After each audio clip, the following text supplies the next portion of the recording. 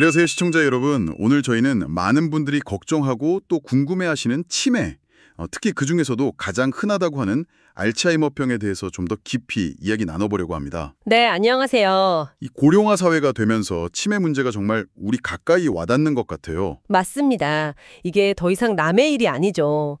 노인 인구 증가와 함께 치매 환자 수도 정말 빠르게 늘고 있어서요. 예방하고 또 어떻게 치료할지에 대한 관심이 어느 때보다 높은 것 같습니다. 그렇죠. 그래서 오늘은 좀 자세히 알아봐야 할 것 같아요. 네, 치매라는 게 단순히 기억력이 좀 나빠지는 걸 넘어서서 우리 일상생활 전반에 영향을 미치는 그런 뇌질환이거든요. 네. 지금 통계만 봐도 우리나라 65세 이상 어르신 10분 중 1분이 치매를 앓고 계시다고 하고요. 이 숫자는 앞으로 계속 늘어날 것으로 보입니다. 아, 정말 심각하네요. 그래서 오늘은 이 치매의 원인이 뭔지, 또 우리가 어떻게 예방할 수 있는지, 그리고 최근 치료법 개발은 어디까지 왔는지 이런 궁금해하실 정보들을 좀 알기 쉽게 풀어드리려고 합니다. 네, 좋습니다. 그럼 먼저 치매에도 종류가 여러 가지 있다고 들었는데 그중에서 알츠하이머병이 가장 흔하다고요? 네, 그렇습니다. 전체 치매 환자의 한 70%에서 80% 정도가 알츠하이머병으로 진단받으세요. 아, 대부분이네요. 네, 주로 이제 최근 기억부터 좀 깜빡깜빡 잊어버리기 시작해서 점차 다른 인지 기능, 그러니까 언어 능력이나 판단력 같은 것들도 서서히 떨어지는 게 특징이죠. 원인이 뭔가요? 그 알츠하이머병의 원인이요?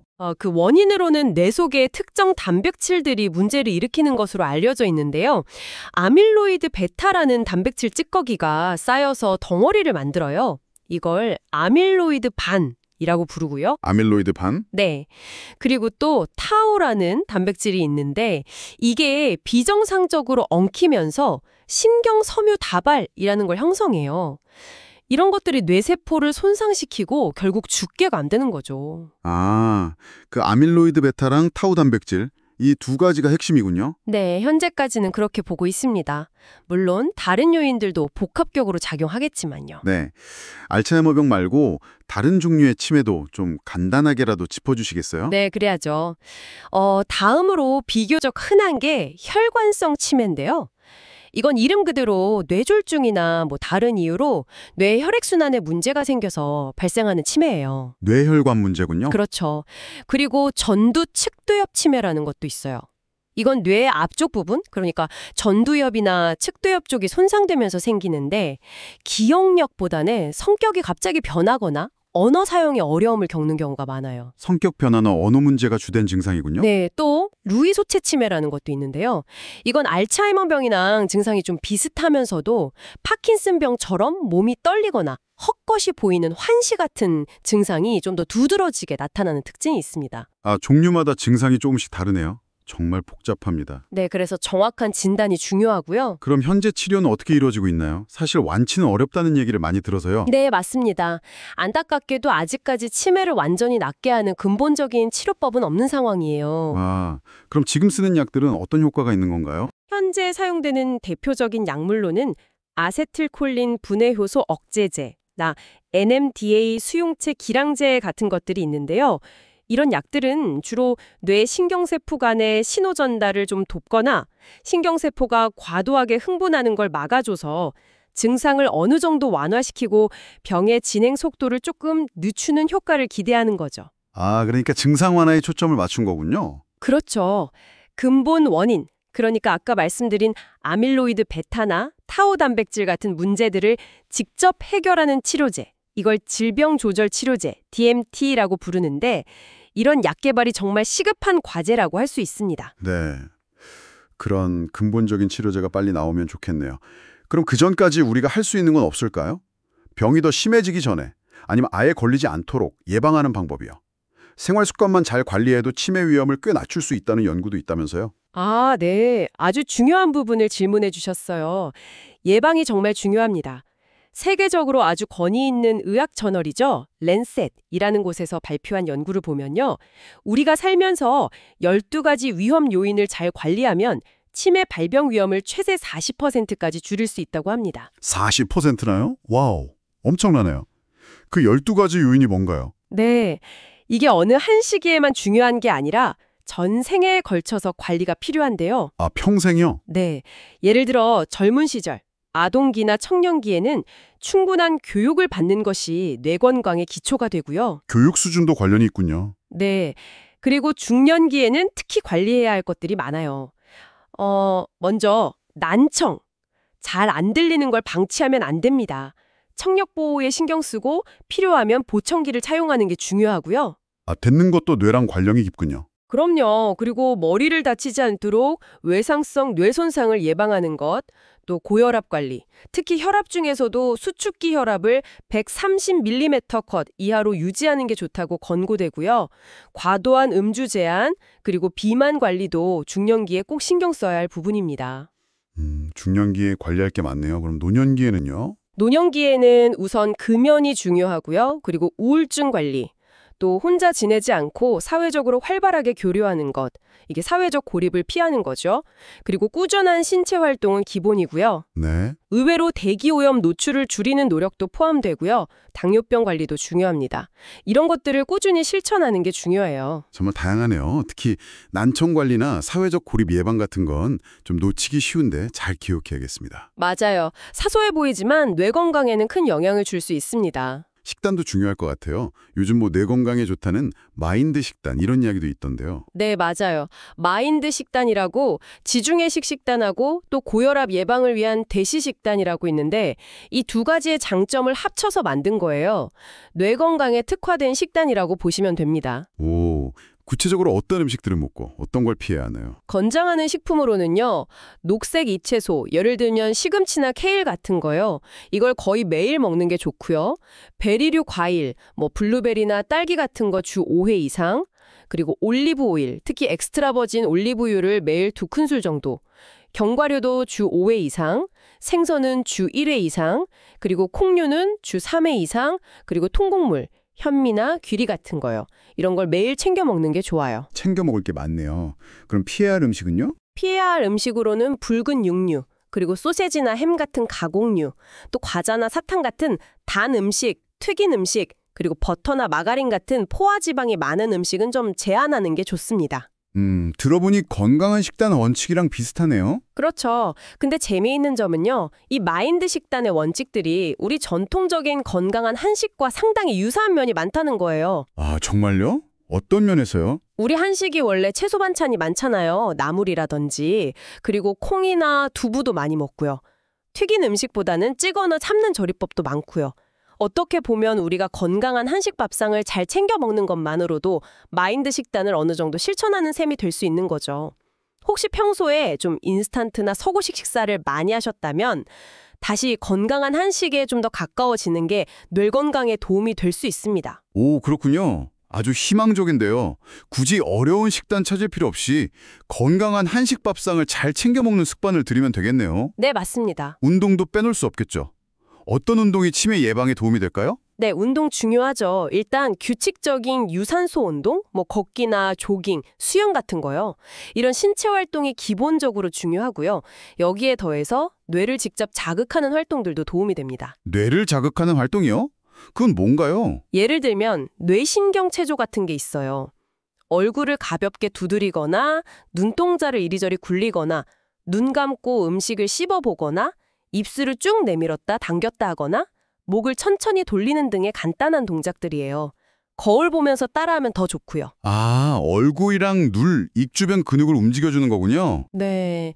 그리고 치매 예방 체조라고 해서 좀 더 전신을 활용하는 체조들도 많이 개발되어 있어요. 제자리에서 할 수도 있고 걸으면서 할 수도 있고요. 손가락 운동이나 팔 운동, 또 뭐 기를 모으는 듯한 동작 같은 다양한 동작들이 포함되는데 인터넷이나 보건소 같은 곳에서 쉽게 찾아보고 따라하실 수 있습니다. 그렇군요. 중요한 건 몸도 움직이고 뇌도 꾸준히 사용해주는 거네요. 바로 그거죠. 꾸준함이 중요합니다. 네. 이렇게 예방을 위해 노력하는 것도 중요하지만 역시 새로운 치료제 개발 소식에도 귀가 쏠깃해지는데요. 특히 최근에 알츠하이머병 백신 개발 소식이 들려오더라고요. 국내 연구진의 성과도 있다고요. 네, 아주 반가운 소식이죠.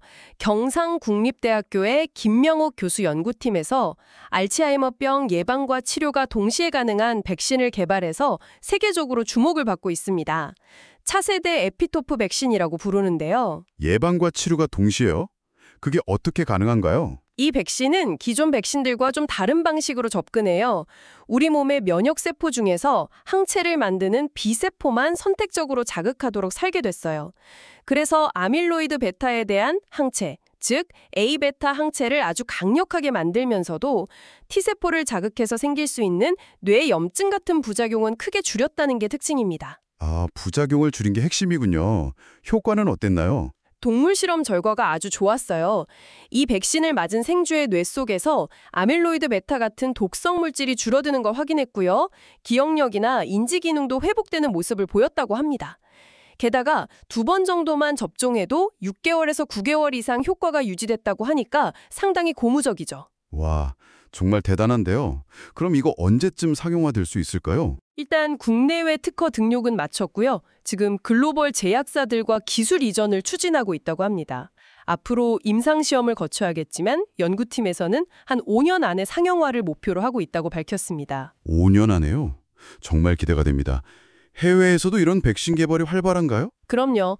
사실 알츠하이머 백신 개발 시도는 꽤 오래됐어요. 근데 초기에는 심각한 부작용, 특히 수막 뇌염 같은 문제 때문에 중단된 경우가 많았죠. 아, 그래서 부작용 줄이는 게 중요했군요. 네, 그래서 최근에는 국내 연구팀처럼 B세포를 표적으로 하거나 다른 방식으로 안전성을 높인 백신들이 많이 개발되고 있고 임상시험도 활발히 진행 중입니다.